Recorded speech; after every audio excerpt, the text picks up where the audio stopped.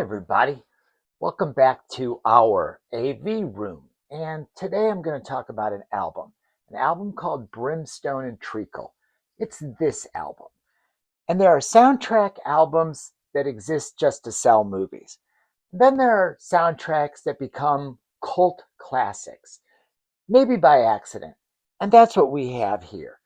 Today we're here to talk about one of the strangest, darkest, and most underrated albums of the early 80s, Brimstone Treacle from 1982. This is a film that is the perfect album for vinyl nerds. It's got a cult film. It's got dark vibes. It's got a soundtrack that's way better than you would think it has any right to be. It's an album that mixes early 80s British rock, moody instrumental scores, and it's a film that's so controversial it sat unreleased for several years. Somehow it all works, and Sting is who holds it all together. So we're here to talk about British New Wave, records that feel somewhat dangerous, and one that deserves a spot in your collection. This is Brimstone Treacle. We'll get to the story. Brimstone Treacle started life as a 1976 BBC play written by Dennis Potter. The BBC refused to air the original teleplay for 6 years due to its disturbing themes: morality, evil disguised as charming, sexual violence, and religious symbolism, all things very taboo in the UK during that time. When it was finally adapted into a feature film in 1982, it starred Sting. Sting played Martin Taylor, the lead character, who may or may not be a demon or the devil. It had Denholm Elliott, who also starred in the stage play and the teleplay, and Joan Plowright. Now, Sting plays a character who, again, may or may not be the devil himself, but he certainly has devilish overtones. And they don't do anything to hide it. He is evil in this movie. And you know right away he's evil in this movie. And you can tell from looking at the cover. Does this guy look like any angel to you? No, he's not. And he's not in the movie. But he is fantastic. He's quite a fantastic actor, and he really revels in this role.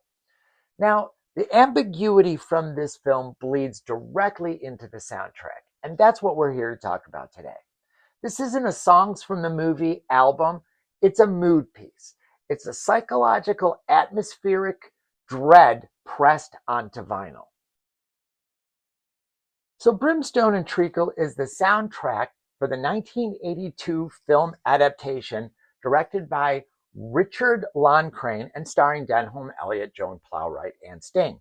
Now, Sting himself was in the Police at the time of this and wrote most of the original material on the album.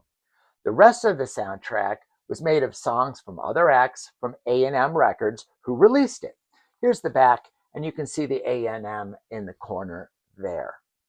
Now, on the track, side one, we've got an intro when the roll is called up yonder, a sort of schoolboy, school kids kind of hymn.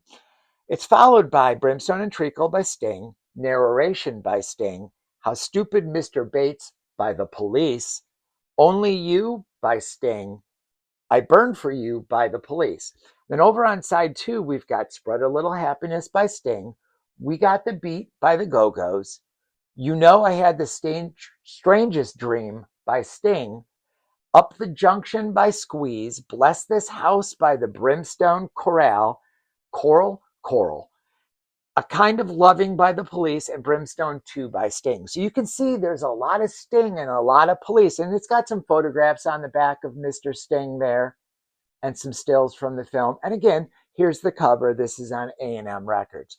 Now, this is my 1982 copy, and this came out on A&M, and you can see there's the A&M logo. There's side 2, and here's side 1. And this is really in, almost lost it there. Really good shape for something that was purchased when I was 12 years old. 12 years old.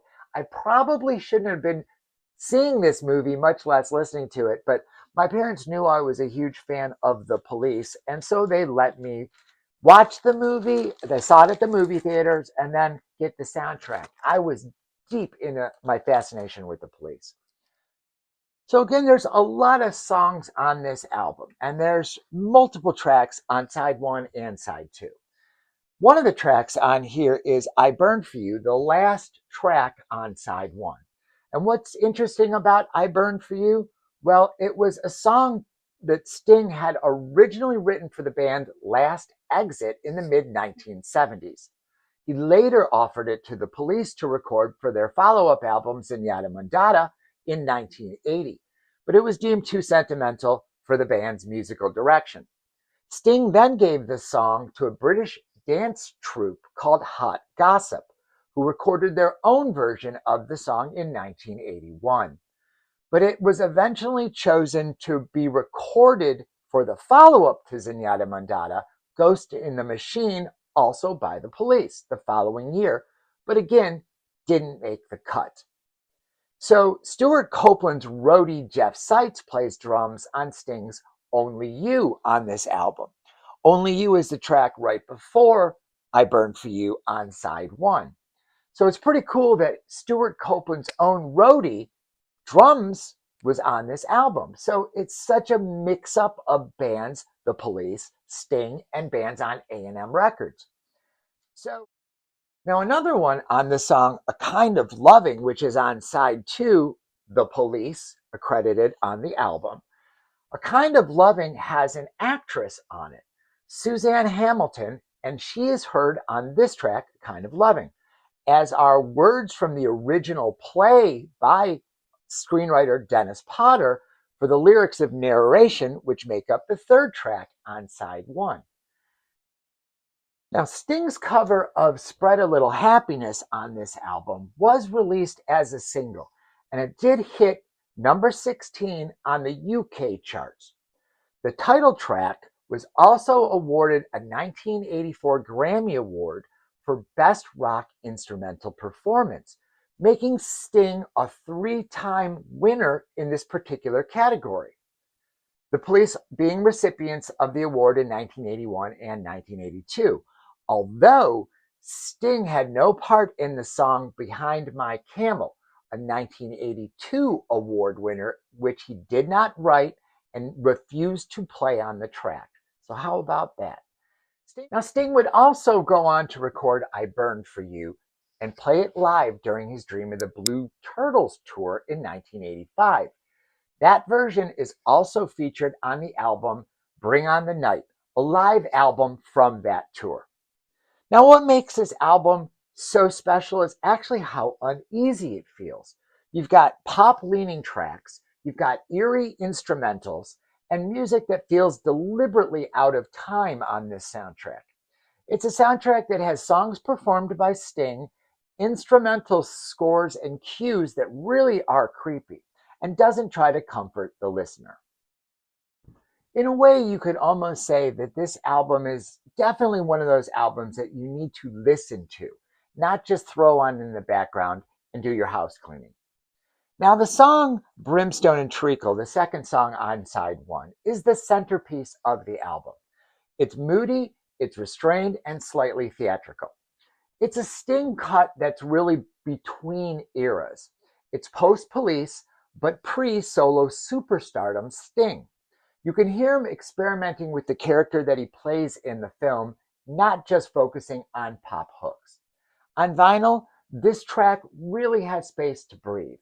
It has a warm low end, slightly murky mids, and very much suit the subject matter. Now, there's a lot of music on this album. There's tracks that are minimal, there's tracks that are unsettling, and tracks that are very musical. And that's all very intentional, it seems like, on this album. There's a lot of negative space on the record, and that's what makes it a great soundtrack, because that negative, almost instrumental tracks, like, where was a good one here? You know, I Had the Strangest Dream, that's a good one. Brimstone 2, that's a good one. They really have you lean into the 70s, 80s film scores that were coming out at the time with really darker ambient textures. If you're into that sort of thing, it's a quietly addictive album. I think that's why it stayed with me all these years. Now, the rest of the soundtrack leans into moody rock, restrained new wave energy, and subtle jazz touches, something that Sting would focus on in his later career. This record really trusts the listener. Now, one of the weirdest ones on here is the Go-Go's We Got the Beat on side 2. The track is one of the most unexpected moments on the album. And I remember when I was 12 thinking, wow, it's really cool that it's got the Go-Go's on here and that song, but it doesn't really seem to fit. Now, they were riding massive success in 1982, and it's a bright, punchy, radio-friendly hit, the polar opposite of the album's darkness. Now, they're probably on here because A&M did have the rights to the Go-Go's at that time. So it just made sense to sort of pad this out with some other hit songs. We Got the Beat by the Go-Go's on this album really kind of makes sense because it adds a normalcy, a youthful level, and surface level optimism that's really missing in the darker elements that Sting and the Police have on this album. Now, another interesting one is Up the Junction by Squeeze. It's a perfect fit. It fills with regret, quiet heartbreak, emotional distress and distance, and musically, it sort of slides right into this film's gray areas, and the soundtrack's gray areas as well. It has a very warm analog production. It has very conversational vocals, quite common for Squeeze, and a subtle rhythmic swing. Again, one of Squeeze's strongest tendencies. Now, this track sounds fantastic on this album, and it's got a lot of rich mid-range and great separation as well. It has that lived-in warmth that really rewards a good cartridge on your system. If you've ever questioned whether pop songs belong on a soundtrack album, this track is definitely your answer. So the brilliance of this soundtrack doesn't just stay in one emotional lane. You've got Sting's unsettling restraint. You've got the Go-Go's bright deflection and Squeeze's adult melancholy, and some choir tracks, as well as moody instrumentals, Sting solo numbers, and rocking songs by the Police. It's everything a Police fan would have asked for in 1982 and got with this album. And I'm really surprised a lot of people don't know about this one. It's a very affordable hidden gem. In fact, I recently looked around for how much these go for, and they're generally somewhere between $9 and $20, depending on the condition. Now, let's talk vinyl because that's really why we're here. This original pressing, to this day, has a very quiet surface. It has a slightly soft top end and great, and I mean great, mid-range presence. Now, on a basic system like mine, not a $1000s system, but a vintage system, I have an Ortophon Blue, and it really brings that mid-range out. And if you have some quiet bookshelf speakers or tower speakers like I do, I think you're going to really find a lot to appreciate in this album. This may not be an audiophile spectacular show-off album, but it's filled with atmosphere, it's got dynamic restraint, and it really lets some of the silence that you get in this pressing do the work. If you crank it, you're kind of missing the point. This is a dim lights, focusing kind of album. That's why this soundtrack matters. It seems to fit in 2025 in a doesn't fit anywhere sort of category. It's not a Police record, it's not a Sting solo album, and it's not a traditional soundtrack. And yet it lives in that strange in-between place that vinyl collectors love.